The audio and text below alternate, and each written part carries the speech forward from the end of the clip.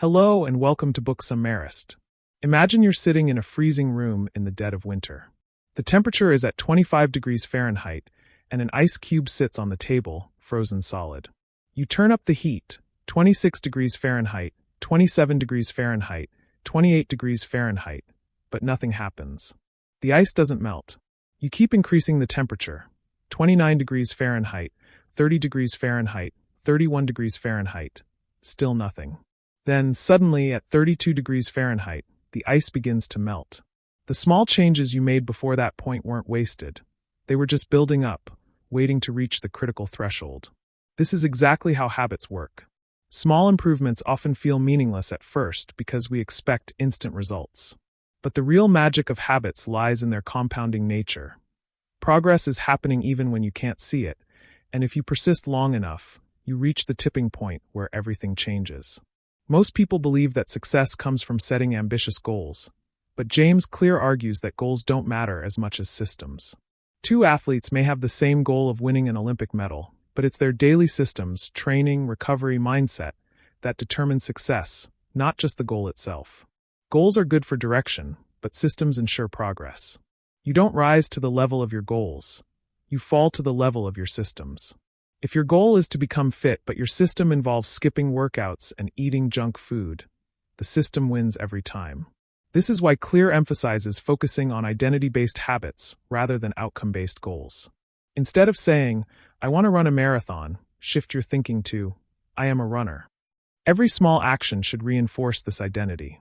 The more votes you cast for the kind of person you want to be, the more deeply it becomes ingrained in your sense of self. Clear breaks habit formation into a four-step loop: cue, craving, response, and reward. The cue is the trigger. Perhaps you walk into your kitchen and see a cookie jar. The craving is the desire to eat the cookie. The response is actually eating it. The reward is the satisfaction from the sugar rush. Over time, this cycle repeats and solidifies into a habit. If you want to build good habits, you must make the cue obvious, the craving attractive, the response easy, and the reward satisfying. For instance, if you want to start reading more, make books visible in your living space obvious. Pair reading with something enjoyable like a cup of tea attractive. Start with just 2 minutes of reading easy, and track your progress with a habit tracker satisfying. Conversely, breaking bad habits follows the opposite principle. You must make the cue invisible, the craving unattractive, the response difficult, and the reward unsatisfying. If you spend too much time on social media, remove the cue by deleting the app from your phone. If you eat too much junk food, don't buy it in the first place. Make bad habits harder to engage in by increasing friction. Log out of Netflix every time you finish watching a show, or put your phone in another room when you need to focus. Also, add an accountability system. Tell a friend that if you skip the gym, you'll owe them $500. People are more likely to follow through when there's a cost attached to failure. One of the biggest mistakes people make is relying on motivation. Motivation fluctuates. Some days you feel inspired, and other days you don't. The key is to make habits so small they require no motivation. This is where the 2-minute rule comes in. When starting a new habit, shrink it down to a version that takes less than 2 minutes. Want to exercise? Just put on your running shoes. Want to meditate? Sit for 30 seconds. Once you begin, you'll likely continue. The hardest part of any habit is starting. Once in motion, it's easier to keep going. Another powerful strategy is habit stacking, where you link a new habit to an existing one.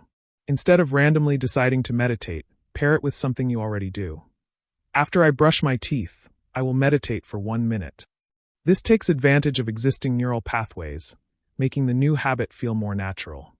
One of the most common reasons people quit habits is the plateau of latent potential. The frustrating period when you put in effort but don't see immediate results. Imagine trying to carve a rock with a hammer. You hit it 50 times and it doesn't crack. On the 51st strike, it suddenly splits open. Was it just the final strike that did it? No, it was all the previous strikes accumulating pressure until the breakthrough moment. This is why consistency is so important. Success doesn't follow a linear path. It follows an exponential one. The results of habits may be delayed, but they are never wasted. To stay consistent, use habit tracking. Something as simple as marking an X on a calendar every day you complete a habit can be a powerful motivator. Humans love visual streaks, and once you see a chain forming, you won't want to break it. However, if you do miss a day, follow the golden rule. Never miss twice. Missing once is an accident. Missing twice is the beginning of a new habit in the wrong direction.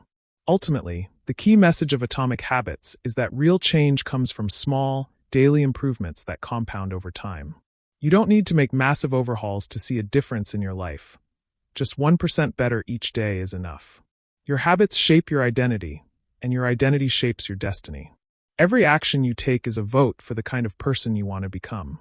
The question is, what identity are you reinforcing today?